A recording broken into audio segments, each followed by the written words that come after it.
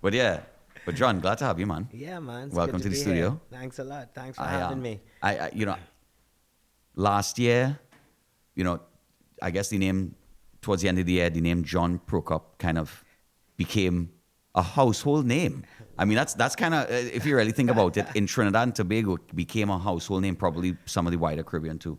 Yeah. Um,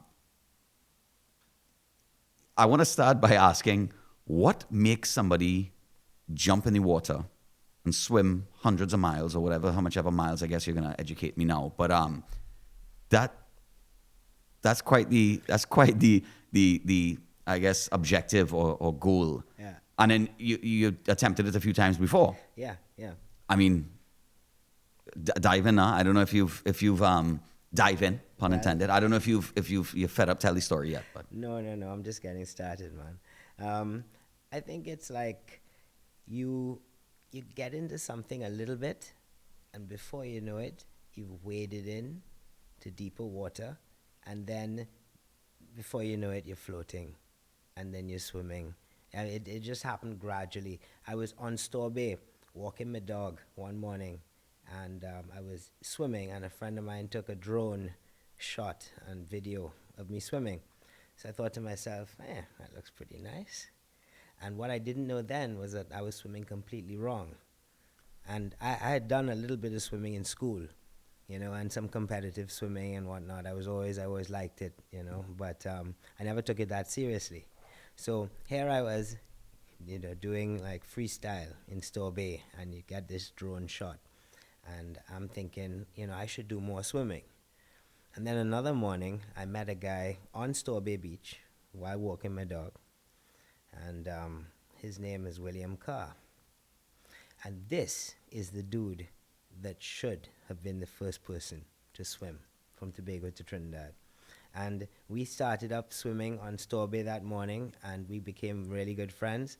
And we always talked about swimming from Tobago to Trinidad. what was it? Was it just like one day you're lineman and somebody said, it'd be fun?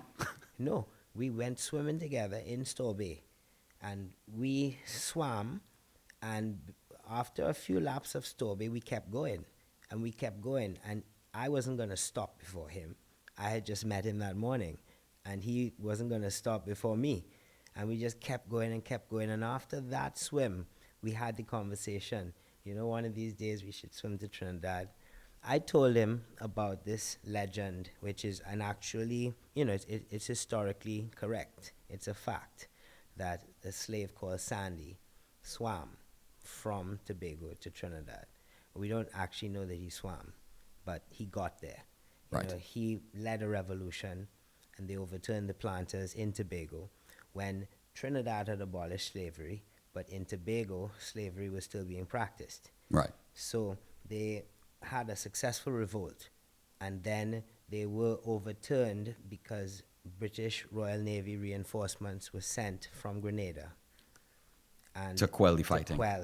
Yeah, because they had all the planters locked up.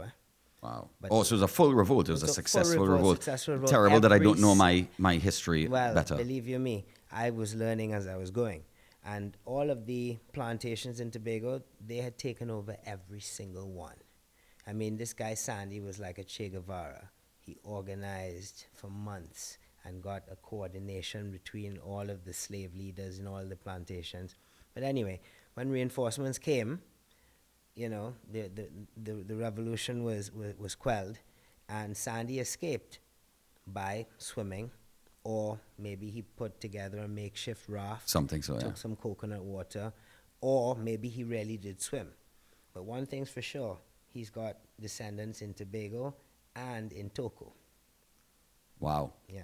So he was in both places for sure. Well, exactly. So that was the inspiration. And William and I would talk about it, and we would swim together. And he was the first one to actually plan a swim. And that's when I swam. That's when I swam the first time. Yeah. So that was the first attempt. And he and Patrick Leloy and Roger Watts invited me to go with them, Right. because they had done all the planning, all of the intense training, and I was just kind of tagging along. The sprightly young man that you are. Well, I mean, I was also the slowest of them. Oh, wow. I mean, I wasn't slower than Roger, but Roger was going to wear fins. Got it. And they told me I had to wear fins to keep up with them. Right. And then the conditions were so rough because we had the tail end of Hurricane Fiona that I didn't have to wear fins to keep up. Wow. And Patrick swallowed seawater. Roger had cramps in his belly because his coconut water was chilled because it was in the wrong cooler, and he only drinks room temperature coconut water. So it was just me and William left in the water. Wow. And we swam for 10 hours and then ended up closer to Tobago than the halfway point. And that was because of the currents that had That pulled was you all because north. we were swimming, exactly. We were swimming in Hurricane Fiona tail end weather. Right. And the currents had just swept us back around to the north. And we were headed for Grenada. Yeah. Wow. So that was the first attempt. But William led that whole thing. He organized it really, really well. And up to this moment, that's the best organized of all the swims. And he was the proverbial giant upon whose shoulders I was able to see further eventually, because he is like 6'7". Oh, he's a big guy. He's a big guy as well, you know. But he's a great guy. You know, he's a gentle giant in every sense, you know. But the difference between William Carr being the first person to swim from Tobago to Trinidad and John Procope being the first person is I have 4 cats and he has 2 teenage daughters. Right. And that's basically what it was. You know, he was my support swimmer on the second attempt, but he didn't get in the water. And then on the third attempt, he came over from Trinidad to Tobago the evening of the swim, and he gave me a shark band, and he gave me a hug, and he hung out with me. And then he went because he was due to go on a trip with his daughter. And then I went, and I was successful finally on the third attempt. That, we were all watching it, refreshing the tracking app every, few minutes. We have, just to see how much closer, how much further is he away, how much closer has he come. I mean, I'm not a huge fan of swimming. I can swim. I'm not a hugely strong swimmer.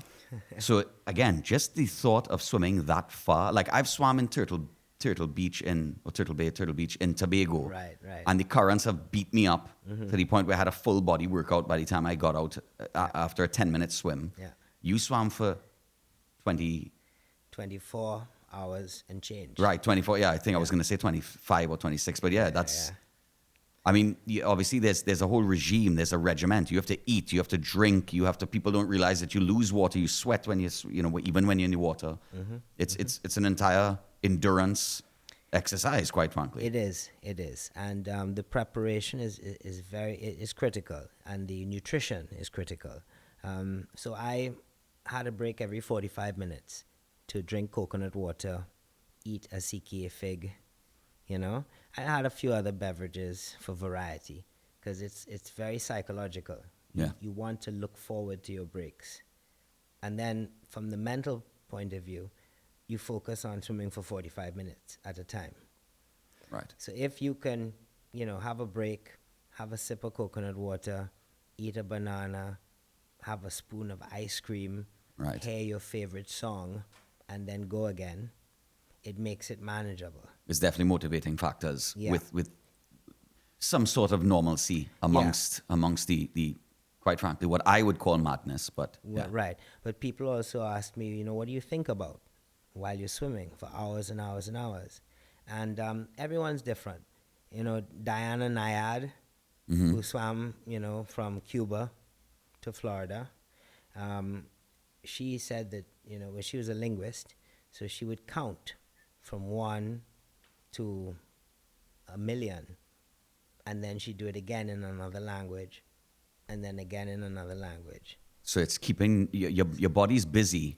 It's also about keeping your mind in some way focused. Right. And for me, it's very different. I'm really empty-headed. I hardly think about anything I literally just, sometimes I hum to myself.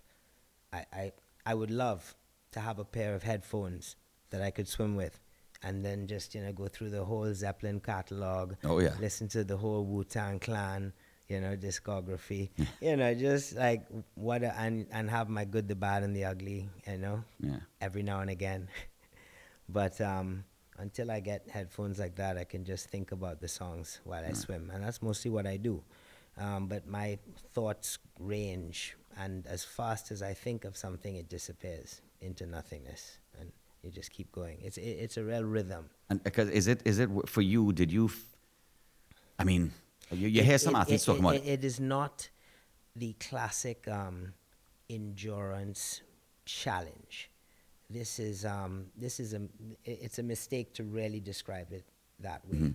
I'll give you an example. I volunteered at the Special Olympics in Tobago, where we were water safety for the open water swim and the aquathlon events. And what these athletes were pulling off, swimming for 1,500 meters in the ocean, was a true endurance test because they were racing. And in many cases, their technique is not optimum. So they are struggling with every stroke. So they're putting in 100% effort. My entire game plan is always to put in as little effort as possible. So you don't use your legs much, and Right. they just balance you for your rotation. And it's a very relaxed stroke that you emphasize your body positioning and have a streamline of your spine and your neck so that you are in a neutral position. No energy is being expended in keeping you up, only in pushing you forward. Right. And it's supposed to be that your heart rate never elevates and your breathing rhythm stays the same. So when I'm trying to describe it to somebody who is a landlubber, who doesn't do much swimming, right? Everybody walks. So let's talk about it in terms of walking. So imagine if someone gave you a backpack and they say walk from Crown Point to Charlottesville, but you could take your time. And then when you get to Charlottesville, you get a different backpack and you walk back to Crown Point. Now the backpack is full of coconut water and CKA figs, everything you need. You're not allowed to stop and take a nap under a tree, but you can go slowly, right? And you can take a drink and take something to eat. And when you get to Crown Point, guess what? You got to go back to Charlottesville. And then when you get to Charlottesville, Right. you got to go back to Crown Point. But when you get there, at the end of it, they have a bag with $1 million for you. Yeah. So whatever motivates you mentally enough to put in the time where you think to yourself, there's nothing else that I need to be doing right now. And I said I was going to do it, so I'm going to do it. That is very important. So what I tell my teammates at Aqua Warriors in Tobago who swim at the YMCA 25-meter competition pool in Blackrock, I tell them, every single one of you, they're all teenagers, and every single one of you have the base fitness to do this. But you just need to have a goal. So whether it's a bag of money, a bag of toys, no school for 2 years, whatever you really, really want, you're going to get it. And all you have to do is put in the time. It's not difficult. It's not meant to be difficult. But what happened to me was I swam too fast because I didn't have William Kerr pacing me. And I got excited. And they shouted to me, hey, you're getting more views. And somebody on the chat say, this is better than cricket. So I was just high on life. Yeah. And I was swimming because I was feeling good. Around about the 19th, 20th hour, that's when the cramps started to try to kick in. So I started gobbling more CKA figs. Right. Potassium. And drinking more coconut water. And I had to shut down my legs for a few hours. And at that moment is when I got into the most difficult part of the swim, which was when the tide changed and I was approximately 6 miles outside of Matlot and Sans Souci. And that's when I didn't make any progress for like 3.5 hours. And that, at the end, after outpacing myself for 20 hours, all of a sudden my body just started to shut down. So, yeah. I mean, in a moment like that, I mean, you are miles away. I'm sure you're seeing lights not too far in the distance. I'm not sure if you can see the lights from that distance from in the water, but It was sunset. right. Okay, so it was The land was right there. Oh wow. You know, problem was this: the team. The team is the only reason we were able to do this, and the team thought that they were using good psychology. So they said to me, every time I took a break, they would tell me, you're going at 1.5 miles an hour, 1.7 miles an hour. You have 14 miles left to go. You have 7 miles left to go. When they got to 6 miles, I took a break. They didn't tell me how many miles I had to go. And they didn't tell me what my speed was. So 45 minutes later, they didn't tell me how many miles I had to go. And they again didn't tell me what my speed was. So I started to get a bit suspicious. So I asked them, I said, how many miles? How fast am I going? And they were like, yeah, you're going good, you're going good. Just keep going, you're going good, you're going good. Don't worry about that. To the next break, same thing. To the break after that, same thing. So I got pissed. And I said at the next break, what's going on? How many miles am I away? And that was 3.5 hours later. And then they finally admitted that I was still 6 miles from Sans Souci. I had not moved. Because of the tide, I had not moved more than a few meters because of the tide change in 3.5 hours. The sunset was there. It was a gorgeous sunset. Ha ha ha. But it was the sunset, and I was about to go back into night. And at that point, I didn't think I'd be moving because I hadn't moved. So I didn't know that I had actually basically treaded water for the tide change. And so I started to shout at the crew, and we started to exchange some serious, juicy cussing. Right. And, my partner, Dagmar, she said, if you touch this boat, you'll make the biggest mistake of your life, And the captain was like, I thought you said you could swim for 24 hours. Oh Lord! So the motivation went from one way to the other. I mean, that can be motivating as well sometimes. Yeah, exactly. And another one, my friend Darren, he said, "We tell everybody you're coming in already. You're gonna make me look bad." So I started to cry, and my tears was filling up my goggles, and I put my face back in the water, and I started to go again, and I'm real upset. Yeah, I was literally like, I wanted to give up. And then, not even 2 minutes later, I just saw this massive gray thing just shoot in front of me, like with speed. And it was big, like bigger than I was. So you imagine, the first second, I thought that was it. I thought, this is it for me. Something. It's a shark, And then I realized that fin wasn't the fin of a shark. It was a dolphin. Wow. So within 1 second, I went from petrified to completely relieved. Like I almost crapped myself, but then I peed myself. Yeah.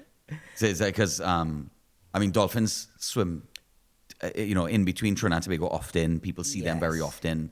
They haven't been threatening in any way. So that must have been definitely relieving. Listen, when you go considering the alternative. When you go from the beautiful, crystal clear blue water of Tobago into that soupy, mauby-colored Sans Souci water, and you see a dolphin, you're so happy that was a dolphin and not a shark. And it swam with me for 12 minutes. Wow. Which is an eternity. Slow with you? In the water, no.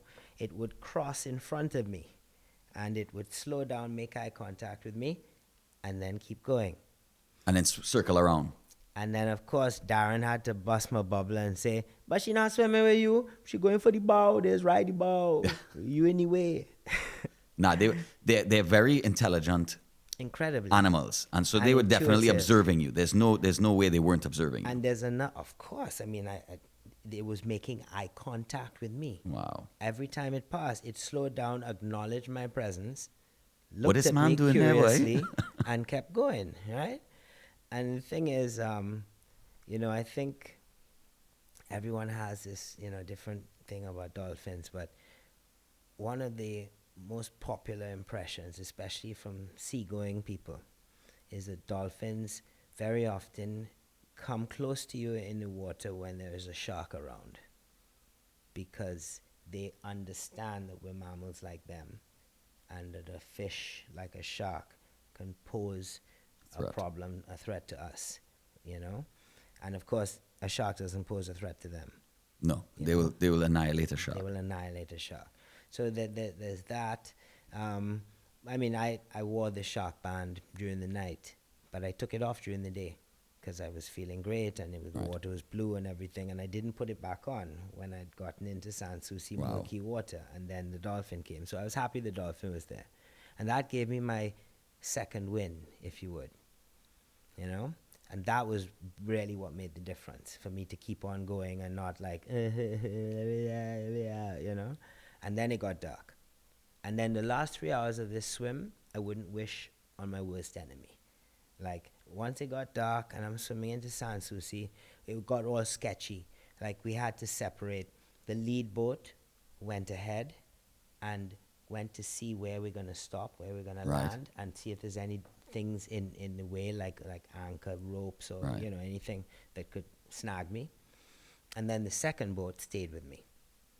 And I was making fairly decent progress because the tide had changed, but it was pitch dark. It was my second night, and obviously I wasn't even using my legs at this point because I didn't want to, because one wrong kick and that cramp would bite, and then it's game over. So I swam in, and all of a sudden I swam into a piece of driftwood. Can you imagine, you're swimming for 24 hours. You're not looking where you're going, and you hit for something. a single second, because you have to look straight down so that your neck and your spine stays in neutral position. The only thing you see is when you breathe, and I breathe to my right side, so I see the boat. And all of a sudden, I swim into this piece of driftwood, right? And it's like this, without a doubt, was the second most scary experience of my life, right? It was hard as well. It's like swimming into concrete out of nowhere. And of course, your imagination goes nuts. And it took a while before I realized it was driftwood because it's so dark. Yeah. So I'm glad they weren't filming then. Yeah. They turned off the live when we started to cuss each other. Right. And then it was serious business. Yes, it was sketchy, and then we didn't turn it back on until we got there. So they didn't get that part. And then, the scariest moment of my life to date was, because that was the second scariest, right? Scariest moment was half an hour later when I swam into a black garbage bag. Yeah. Wow. And trust me, you know how long it took me before I realized it was a black garbage bag? And the people on the boat, they didn't know what it was.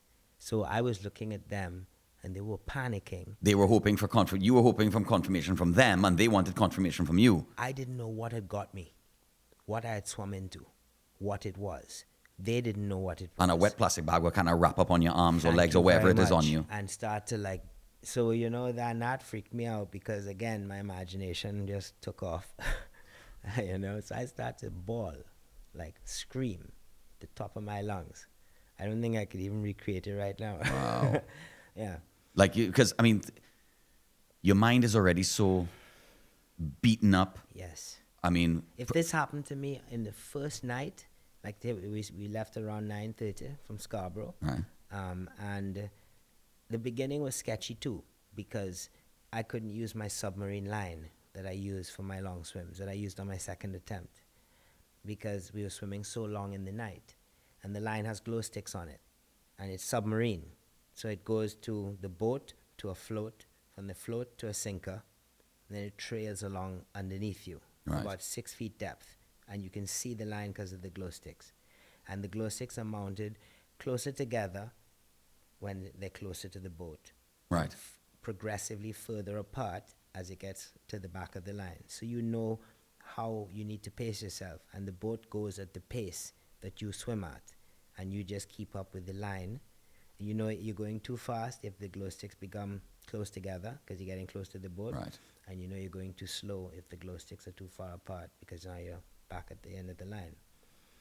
I couldn't use that because my captain was afraid that it would look like a huge lure.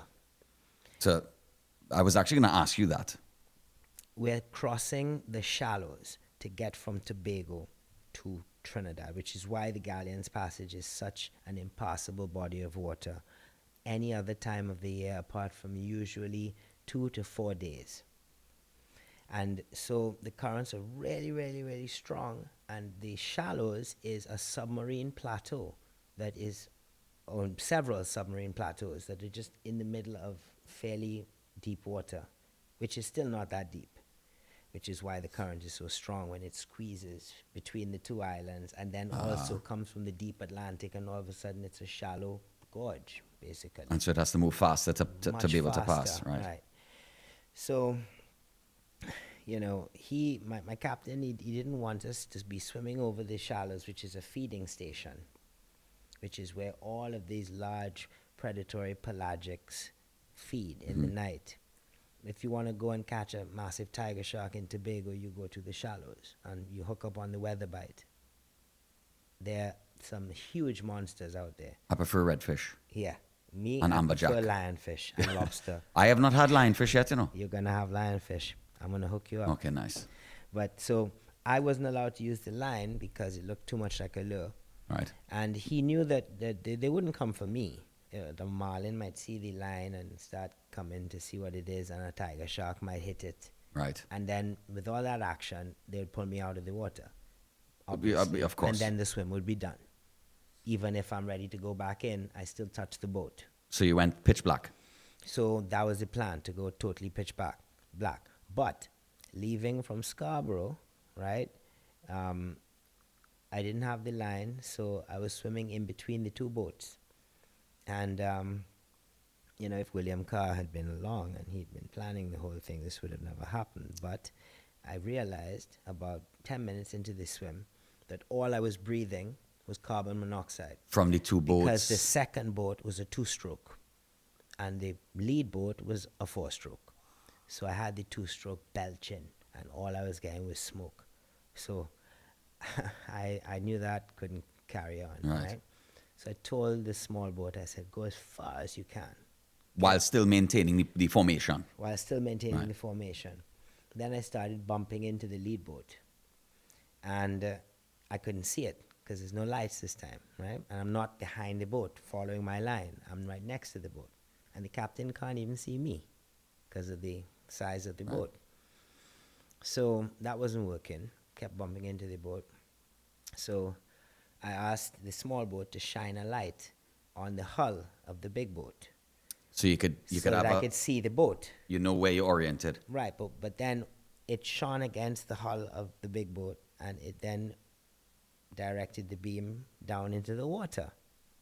So now the whole thing that we planned about not creating any light Is so back. that we don't attract attention is back. And I'm swimming over very shallow water, just out of Scarborough, passing Red Rock.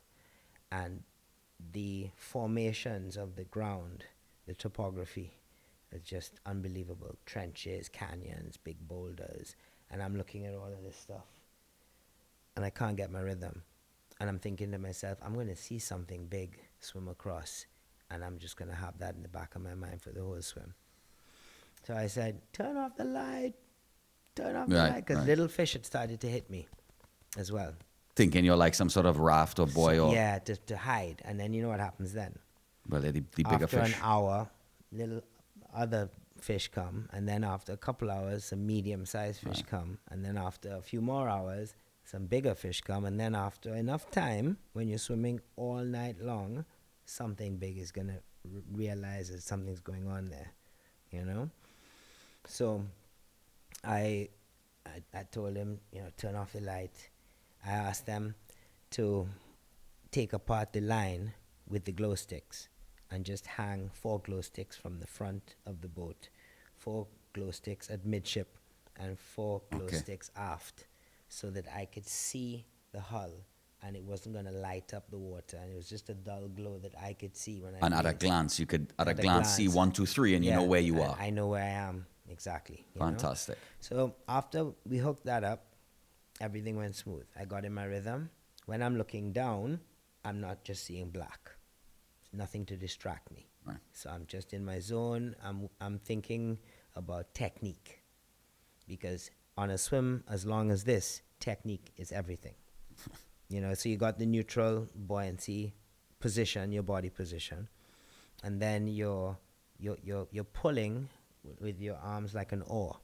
A lot of people, when they swim, they use their hand as a paddle, but really everything from the tips of your fingers to your elbow is like your oar. So you have what we call an early vertical forearm, a high elbow catch, and then a high elbow recovery. And when you catch the water with a high elbow, you can actually pull the water. Gives you something to pull. Right. And when you pull, you rotate, and that is the most efficient way to limit the drag and optimize the propulsion. And so you want to swim slowly. You don't want to get out of breath. You want to be relaxed, and you want to swim perfect, relaxed freestyle. And that's the trick. What was you may have kind of answered this in between. What was your favorite part of the swim? What was your favorite part? 24 and change hours. We already know the last 3 hours or so. But what was your favorite part? I mean, was it having the dolphin companion? You mean apart from the end? Yeah, apart from standing up on land. Yeah. Standing up on a rocky embankment about 25 meters from shore. Yeah, I heard that you all had to you reached the rocks, and I reached the rocks. You literally reached all you could swim. I had to put my hand down to feel for a place I could put my foot down. Wow. And I had to put my foot on my hand, and then put the other hand down, do the same thing with the other foot, and then slide my hands out from my feet and gingerly kind of get to my feet. Because going from horizontal to vertical after that long, you feel like you're going to pass out.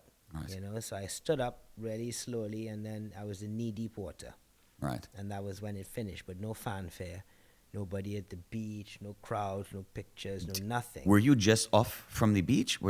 San Souci has got beach break.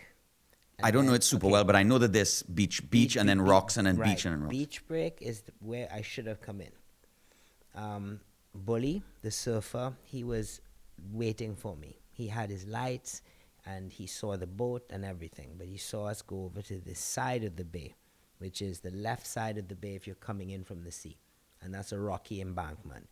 The reason we picked there is because the boat could get closer to the shoreline. Right. But we didn't anticipate that the rocks would be so shallow. Obviously, it was a low tide. And so I swam onto the rocks. And I was not going to risk having to clamber over that. No. I mean, after swimming for so long and not even getting a scratch, I'm going to go and get puncture wounds and... Slip and fall, you never know. All kind of things. Stonefish, We have stonefish in Tobago? In Trinidad and Tobago. Oh, yeah, this is Trinidad. Oh, yeah. I didn't know we had stonefish here. All over, Copper Joe, all over them kind of stones. I'm a diver, yeah. So I am very, very careful about walking into the sea. The most dangerous part about going into the ocean is those first few steps that you make where you're not seeing exactly what you step on. Once you're in the water, nothing should touch you unless you touch it first. Right. Apart from jellyfish. I mean, that's the basic rule. The water does terrify me. I'm not gonna lie. I'm not a huge open water fan necessarily. Yeah. I'm gonna ask what I think is a funny question. Would you do it again? Oh gosh, yes. I mean, when I was first interviewed, right, and I just finished, and I couldn't eat for 4 days because the salt water had burned up my mouth, my mucous membrane layers, my tongue, and I could only drink. Of course, I said no, but I would do it again, definitely. I think I watched that interview actually. Yeah. I think I watched that, and you're like, yeah, no, you're done. But it's motivating for me to hear that you'll do it again. To be honest, absolutely. Not that I want to do it, but other things I want to do. Well, the name of the game is sponsorship. Yeah. So once I can get the sponsorship, then I'm going to do as many swimming adventures as possible. And we are going to do that again. But let me jump back in. Even though the end was, the end was my favorite part. I got back on the boat. I got my victory kiss cake, which I then had to spit out because it was like battery acid. But then I had done it, That was, yes, a great moment of relief and fulfillment, and I was kind of stunned as well. So it was like I was in shock. But the most exciting part of that swim had to be when I got a ride along. I got a ride along. You don't see much wildlife because it's like a desert. It's like a blue desert. You hardly see any fish. I was lucky to see the dolphin, and we had other dolphins as well. That were ironically jumping on the other side of the boat, a whole massive pod of dolphins just jumping and doing all kinds of tricks, and I had no idea that happened until after. Wow. Yeah, because I was on the other side of the boat. But all of a sudden, long after I'd taken my shark band off, after the sun came up, after I'd swum through the night, and I was feeling great because, oh wow, thank goodness, I can see again. And the water goes from black to blue.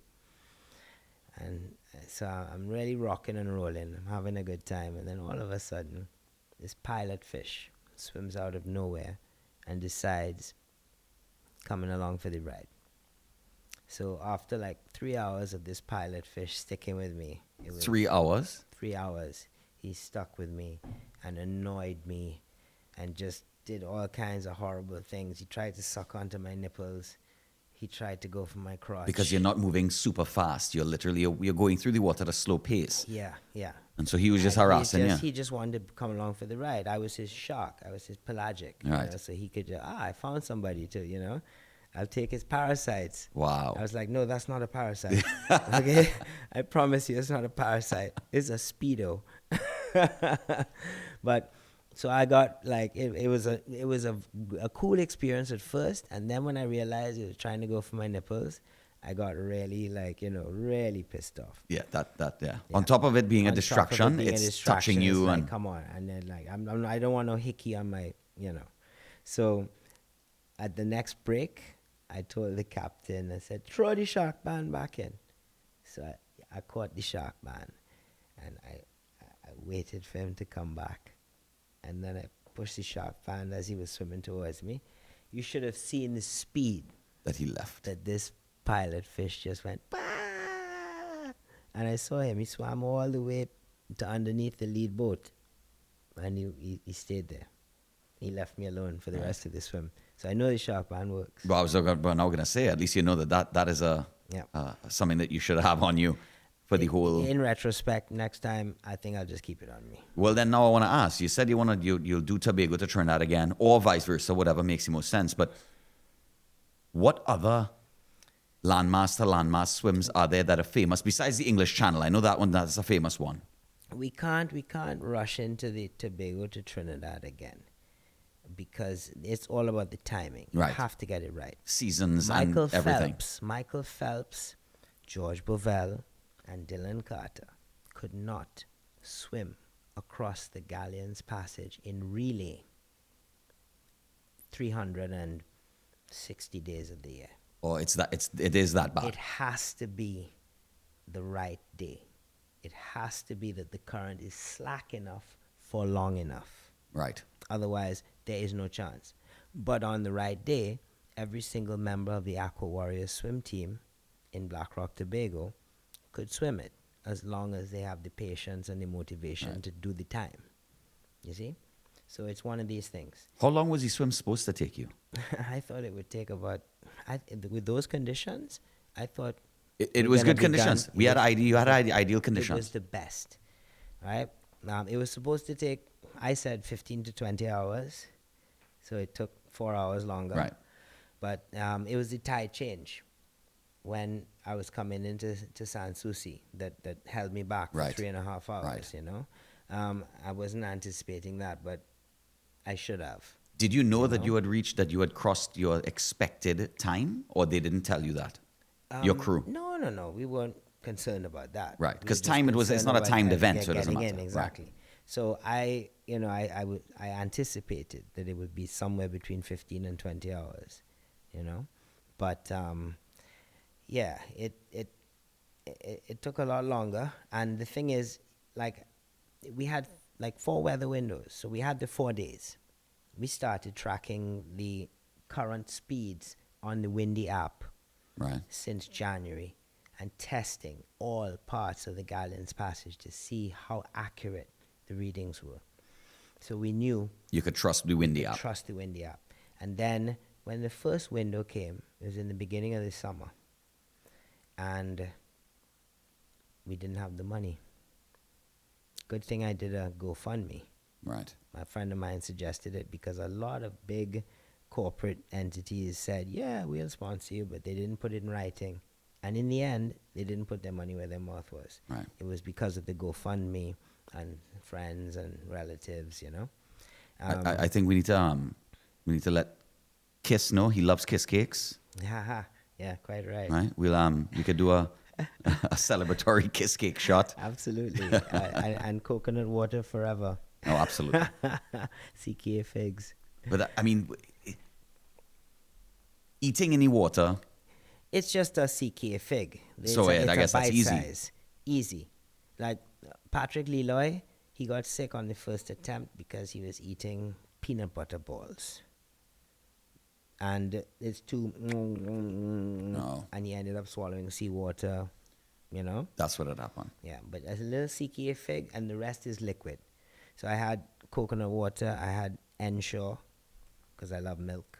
I had Lucozade, because I have a sweet tooth. Would you keep the same menu for the next? If a player is scoring goals, you don't bench You can't them. change them. Exactly. And I got the sweet spot because I didn't have to take anything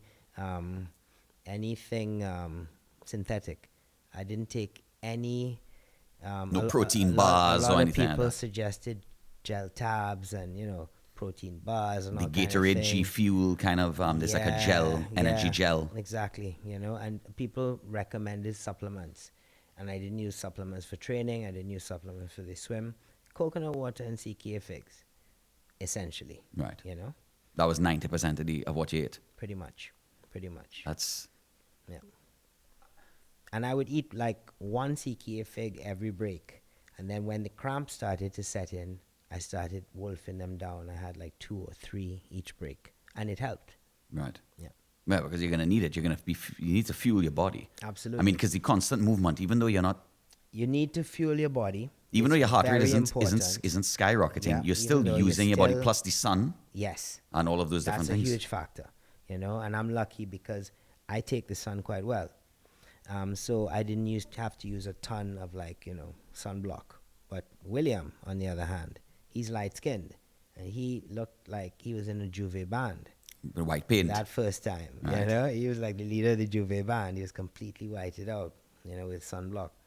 And he even had it on his face, his head, everything. Wow. He had to be careful putting his goggles on so he didn't get sunblock, That's true. Yeah. Yeah. I wouldn't last. That's for sure. I'll burn for sure. But Well, the thing is, though, it depends on the day. If it's an overcast day, it's a lot better. And swimming overnight is very good for that. In Hawaii, where they do the Molokai Channel, which is one of the Ocean 7 challenge swims, talking about these swims that people do all over the world, the big swims, the mecca of swimming, so to speak. That is very similar to the Galleon's Passage.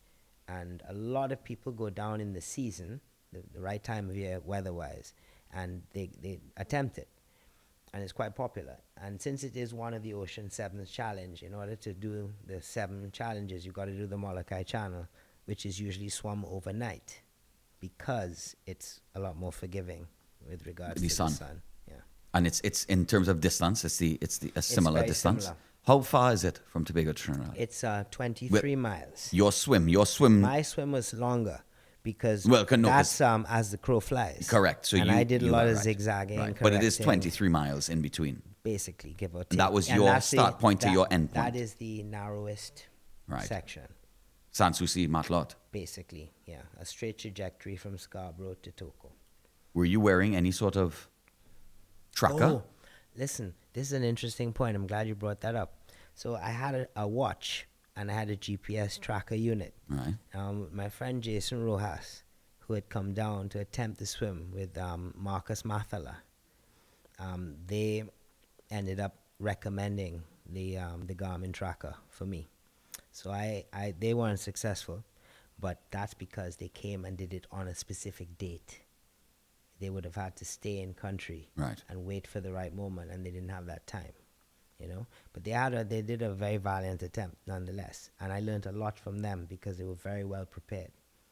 And so I had the same tracker, the Garmin tracker, and I had a watch. And the watch, unfortunately for me, was borrowed from my training partner, Jacob Cox, who was 16 years old at the time. And he gave me the watch, and I didn't want to touch the wrong button because he showed me what button to press to start it, and then just leave it after that, and it will give you everything, you know. And I was like, okay. And so in the water, the start of the swim, I wanted to be precise, and so I did what he told me. But he didn't tell me how to turn the light off on the face. So there I was swimming with this light. Yeah, right. Okay. And I'm thinking to myself, nah, because this light is going to catch Too something's attracting. eye. Too So attracting. I took the watch off. So you didn't get to track. What ended up happening is if I'd wanted it to be an official swim, it wouldn't have been an official swim because I didn't make it to dry land.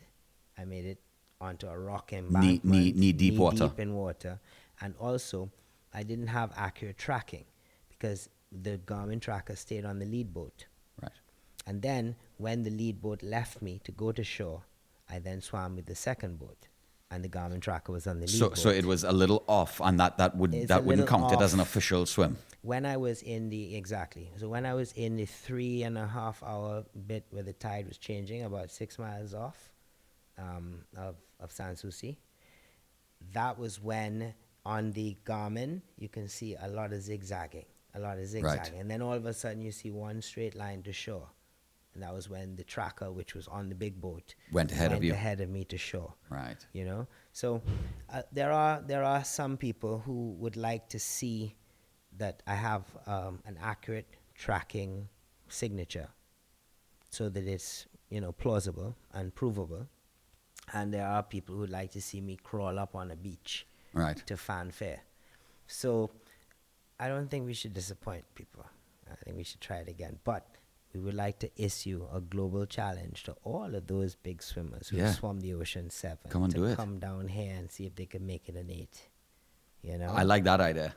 Absolutely. That's brandable. So that leads me to the next adventure, which is not to rush and try to do the Galleon's Passage again right now, to swim around Tobago. But I'm not going in for any of that internal saltwater burning in the mouth, can't eat food for 4 days. Yeah. I want to do a dawn to dusk swim. And I want to invite William Carr. I want to invite a couple other swimming friends of mine, Jonathan Amon, Richard Conybeare, who lives in Tobago with me. And we all do the swim together from dawn until dusk. So we maybe swim around Tobago in 2 days. And we can take good footage of the coastline and promote Tobago's beautiful coastline, promote ocean swimming, and invite other people to come along too and make an event of it. So it's a different kind of thing, but that's what I have in mind for next. I think that bringing people here would be huge. Yeah. And getting people to kind of participate, but then that'll also create a marketable experience, a marketable event. Yeah, absolutely. Well, Barbados has an open water swimming festival, and between the tourism in Tobago and the extensive swimming community in Trinidad in particular, I think we can pull off a Tobago open water swimming festival of sorts as well. But, you need to get there. So doing a promotional event like Swimming Around Tobago where the entire thing is filmed. Right. And it's all done during the day.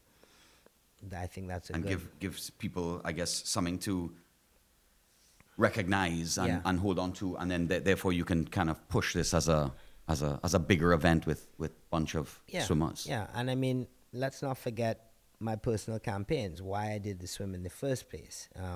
I wanted to raise awareness of the devastating impacts of climate change and pollution and overfishing on our ocean, and I wanted to encourage the development and promotion of learn to swim programs nationwide. So really, I'm focused on making sure that I follow through on both of those. I mean, how much of those programs are kind of in place now that you are Well, involved in? I've partnered with a swimming school that are going to be part of an international day of swimming, of learning how to swim, where everyone all over the world is going to be participating at the same time. It's Aquatica Swim School.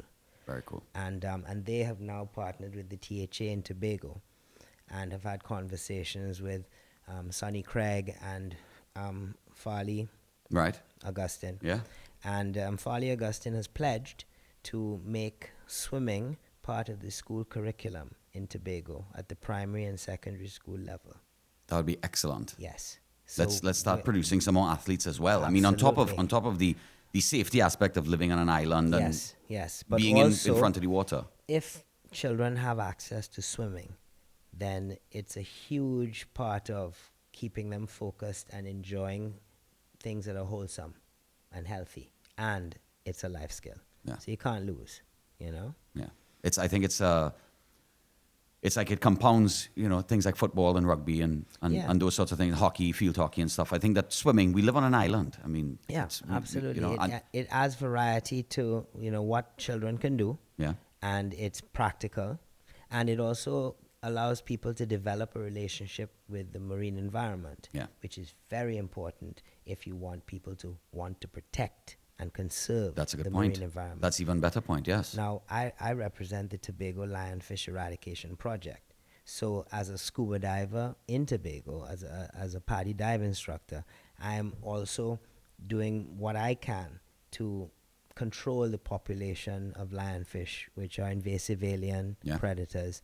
And the thing with lionfish, most people don't realize that if the lionfish population is not controlled and allowed to explode, then we're going to experience a genocide of our marine tropical fish. And rapidly. After about 5 years, they'll be gone. Then the reef will subsequently die after another 5 years. And this is the entire fringing reef system around Tobago I'm talking about. And then about 5 years after that, the mangroves will die. And so we will become a nation that has to import fish. And this is how serious the lionfish issue is. However, as has been proven in other islands in the Caribbean, if you have a widespread, dedicated lionfish population control program, and you encourage the population to eat lionfish. And it's good. And it's fantastic. It tastes good too. Then you can keep their numbers at a reasonable level, and they can coexist with our natural marine life. Because a lot of these invasive species aren't exactly, forget fish, but invasive species in general aren't exactly consumable. Exactly. So it's the fact that we can consume this and it's good. And this is the most successful invasive alien species known to humankind, the lionfish. The lionfish. Absolutely. And so it's a blessing that they taste great. I mean, if you like snapper, you will love lionfish. I love snapper. Yeah, you love I went out lionfish. with my brother-in-law last year by the rig offshore. I think it's 30 miles or so, 25 miles off the On the north east coast. or the north? On the east side, on the west side. Well, actually, kind of center. Okay. Kind of center-ish. La Follette, I think it's just north of La Follette. All right. And north coast, and we stopped by the rig, and they started dropping lines and jigging for amberjack. I mean, I'm not a fisherman, but I will go. I will tag along and I will take pictures and catch a fish or two. Yeah. And we caught some redfish. Right. I'm not a fisherman, so fresh caught fish is not something that I'd eat all the time. Yeah. But we had this fish, we filleted it. I took it back. We barbecued it instantly, garlic butter Nothing like and fresh the works, fish. and it was one of the nicest things that I've nicest fish I've ever eaten. I think a lot of people say, "Oh, I like snapper, or I like kingfish, but don't give me that and don't give me this." It's mostly based on how fresh the fish you had was. Right. So if you had some barracuda that wasn't as fresh as the kingfish that you had, you believe that you love kingfish and you don't particularly like barracuda. That's a good point. But I never thought of that. freshness in fish is where it is at, and it really doesn't matter what kind of fish. But if it's fresh caught and literally processed on the spot and then put on the grill, you can't beat that. You can't beat that. And certainly, there is a discernible difference in texture and taste quality between fish that has been served fresh and has been properly iced all the way, as opposed to fish that has been frozen and then, Yeah. I guess, yeah. I mean, what if you wanna, I guess, say a few words, wrap up. Yeah. My captain, David McLean, said he's a diver. He hunts lobster and all sorts of fish, and he fishes for shark. He's a fisherman, and he races boat in the Great Race. Nice. He's Predator, and it's the Predator team. Of course. And he does music too. He's something else. He is like the Indiana Jones / MacGyver / Clint Eastwood from Trinidad, and very experienced. And it's because of him and his son Michael, and their comrade Kester Alexander, the Predator team, that we were able to pull this off. Very knowledgeable crew and very, very experienced. Weather, sea conditions. And they were reading the app, testing the app. They're very familiar with the Galleon's Passage. And also have to shout out my partner, Dagmar Book, and of course my boy Darren C. Prasad, who came along and, kept me grounded, Well, I guess I'm excited to see and hear what happens next. Yeah. Because I want to have you back on. The thing is, like David, he is gung-ho. He's so excited about the next adventure. He called me up 2 days after the swim, and he said, we could swim from Toco to Tobago in 1 day because the current pushing north. And he was ready to go again. Yeah. He wanted to beat the time. Right. So we want to do Toco to Tobago also because Gordon Board, the father of Trinidad and Tobago long swimming, he has always thought that doing a Trinidad to Tobago swim would be something that we should entertain, and that would even be easier. It's because of the currents, just because of the currents. It would be easier. So yeah, we could give David his record time, and Nice. And then current assisted swims is the way to go. So you can do Tobago to Grenada. Right, north. Yeah. And But then swimming around Tobago, you would half of the swim you'd be swimming with the current, Yeah. and the other half of the swim you'd be swimming theoretically against the current. So what you would do is when you're going against the current, you swim close to shore. So you go in and out of the bays. Right. And when you're swimming with the current, you swim can be where you go point to point. From the Okay. point of each bay Okay. to the point, so a more straight trajectory, which is more efficient. And going along the coastline when you're swimming against the current is more distance, but it's doable. It's easier on the body. Yeah. Right. And unlike the Galleon's Passage swim, the big swim, Tobago, which is a lot longer, a lot further of a swim, is doable because if you do it, in the right month, then the sea conditions should be fine so that there is no point where you will actually be stopped. Unlike the Galleon's Passage, where once the current pushes you back, that's it. You're stuck. You're stuck or you're blown back to Tobago or to Grenada, like we did the first time. So then when the around the Tobago swim, like when would you, if you had to estimate, what does that look like? Well, I mean, the enthusiasm of my team, and I want to go as soon as we can. So when we get into the sweet spot during Easter, I was not about to ask when is that? when the sea's calm Right. and it's nice and blue because it's dry season and it's crystal clear, why not? So as long as we can get sponsorship, we will go as soon as the sea conditions are good. You hear that, Kiss? Kiss, kiss, kiss. Right. And, I'm hoping that it can be an inclusive event, Right. and use it to be more of a promotional event for Tobago, Right. for swimming tourism, for Diving tourism. I mean, any water sport tourism. preserving the ocean, food security for the nation, and of course, yes, introducing people to the marine world, whether it's through swimming, snorkeling, scuba diving, surfing, boating, fishing. Just get out there. And, like 80% of the world, 75 to 80% of the world is underwater. Yeah. Have a look, Yeah. Or at least learn enough about it that the respect is sort of a mutual thing. Yeah, exactly. And you can learn about it in books and you can look at documentaries, but nothing beats actually experiencing it for yourself.